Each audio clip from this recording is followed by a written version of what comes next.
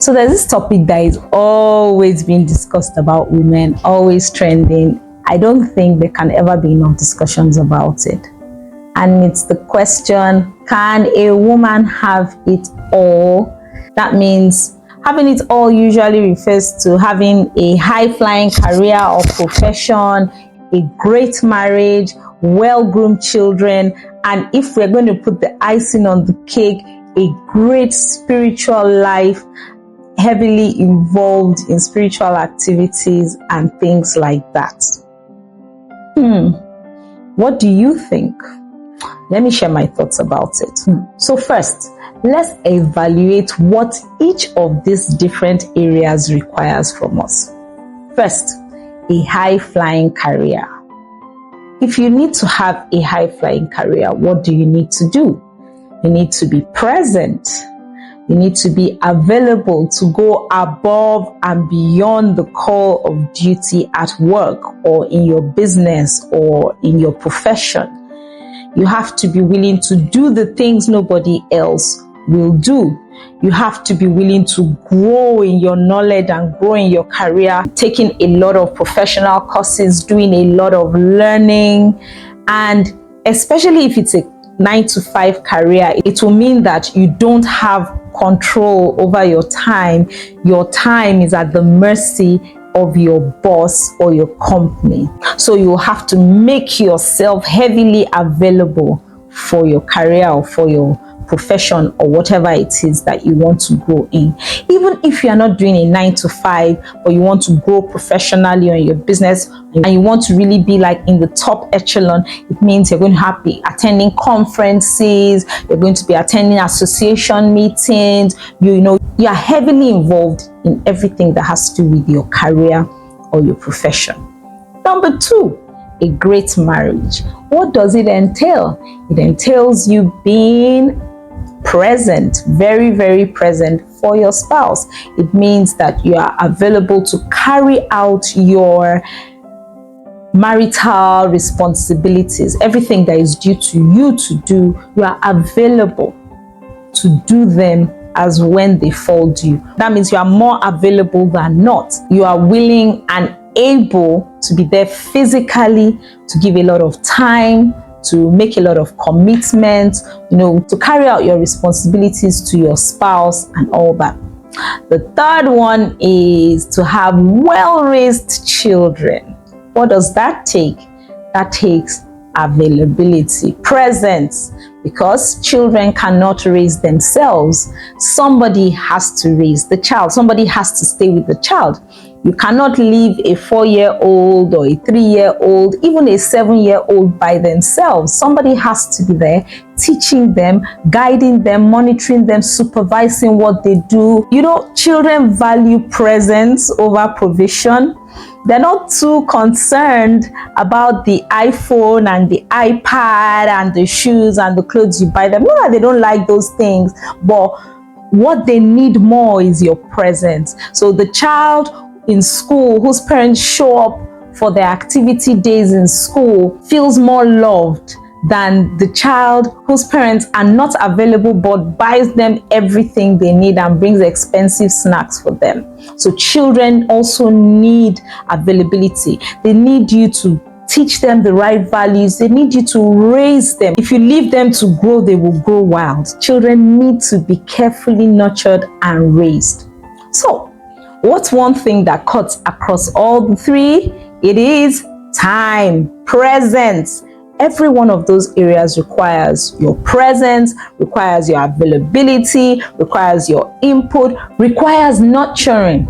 So if you are limited as a human being by time and capacity, how are you going to do it? What are you going to do to ensure that I have it all? Can a woman really have it all? I think you should be getting an idea of the answer to that question at this point. How do you make yourself available in every area? Remember what I said, you are limited by time and by capacity. And then Some people will say, yeah, but you know, there's some women, they have it all, and then they start to mention this, they start to mention that. You know, this one, her family is this, her this, and she's a great career. Let me tell you something. Anybody who appears to have it all has a great, very, very great support system. Like I said, for example, if you're not raising your kids, they're growing, whether you are there or not. So if you're not nurturing them, somebody else is. If you're not teaching them values, they're picking up values from somewhere else. Who is doing that? Children cannot stay by themselves. Somebody has to intentionally do that. So who is the person that is nurturing your children? If you're not available to carry out your marital duties, how are they getting done? What is happening to your spouse and to your marriage? These are the questions that we need to answer. And if you have to do all that, how are you able to give that 80% of your personality to your job or your career? These are the questions that you need to answer. Everybody who seems to have it all has a great support system. And so there are questions you need to ask yourself. Number one, what is your priority? You have to sit down and think about it. What is it that is most important to me in life? And it could be different for different people.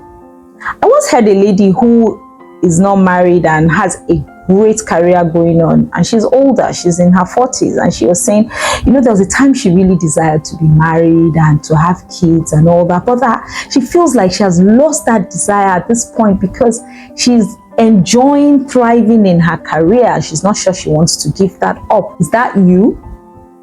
Ask yourself and answer it honestly. Don't tell me, tell yourself. Because if it's not you, what is your own priority? Is it your children? Is it your career?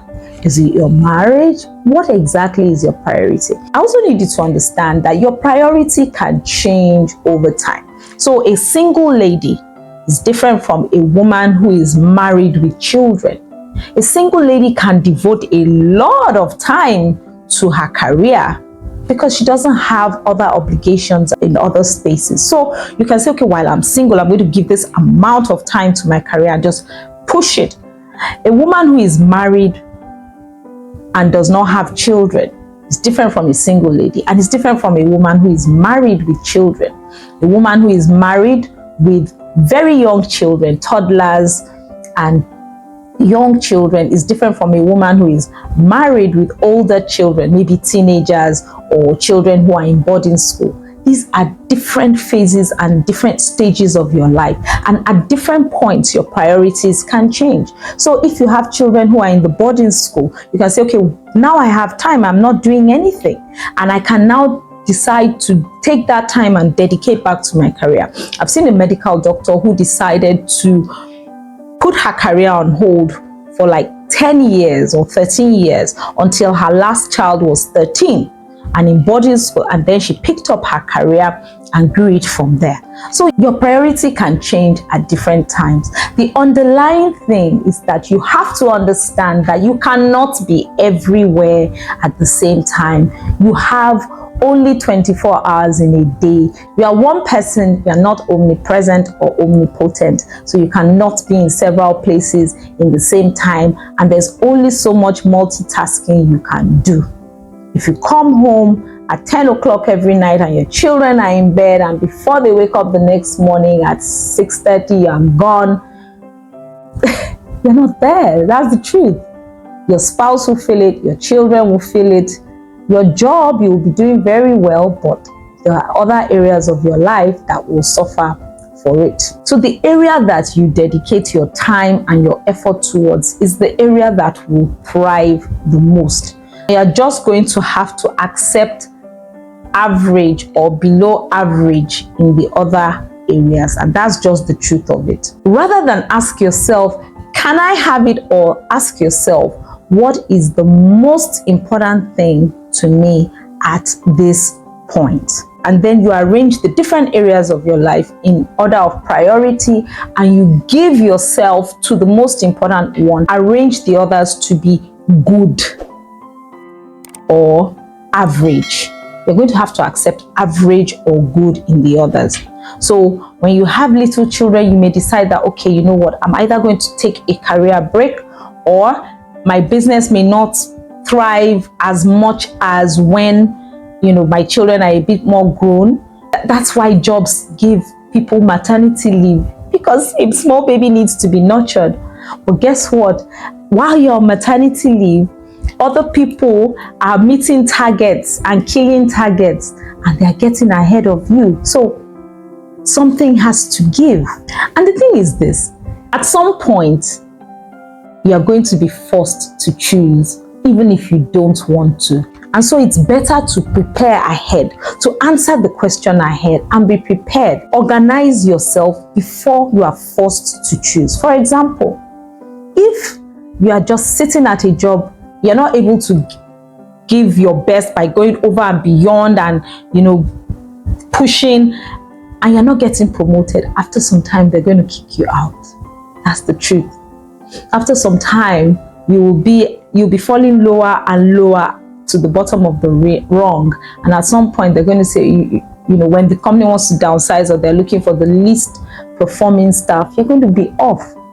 It's either you're growing in something or you are retrogressing. Stagnation is actually retrogressing. So imagine you are in a race and there are 10 cars in that race. If you are not moving, after a while, you'll be the last. If you stop at some point, after some time, you're going to be the last. You will fall back. So stagnancy is actually a form of retrogression, because every other person is going to pass you by. And that's just the way it is. If you're not improving in your motherhood journey, if you're not improving in your availability and presence for your children and your family, at some point, you are going to reap the repercussions, not because you want to, but because children don't stop growing. And whether you raise them well or you don't, they're growing anyway. And at some point, they're going to step away from you. And whatever they have is what they have. If your marriage is not getting better, if you're not intentionally putting an effort into making it better and making it work, at some point, you're going to see that your marriage is non-existent. And so you need to choose. You need to sit down as a woman and think, what is the most important thing to me? I watched a video one time by this woman who was the MD of Coca-Cola Global, you know, a big woman in Coca-Cola Global, and she was saying, unfortunately, the way it is, the same period in which you have to grow your career is the same period in which you have to grow your family, is the same period in which you have to grow your marriage. It's the same years. It's around the same time, typically. Some people get married older, like in their 40s, but typically, most people get married in their 20s and they start having kids, and that is the time your career is growing as well. So you have to be doing all three simultaneously. If you don't think about it and prioritize and choose how you want things to run, that you've lost out on one side, even though the other part seems to be thriving. So the question is not, can a woman have it all? The question is, what is important to you, and how are you devoting your time and your resources to that thing? What can you accept in the other areas? What is your minimum acceptable in the other areas? Push for that while putting yourself into the area that is really, really important to you at any particular point in time. I hope you learned something from this video. Tell me in the comments. Don't forget to like this video, to share it with somebody who will find it useful, and definitely don't forget to subscribe. You can click the link in the description below to join the Valiant Women's Network, which is the community of women where we carry out activities and learning to help one another thrive in our life's journey as women. Till I come your way again next time, I remain Fagbeja. Ciao!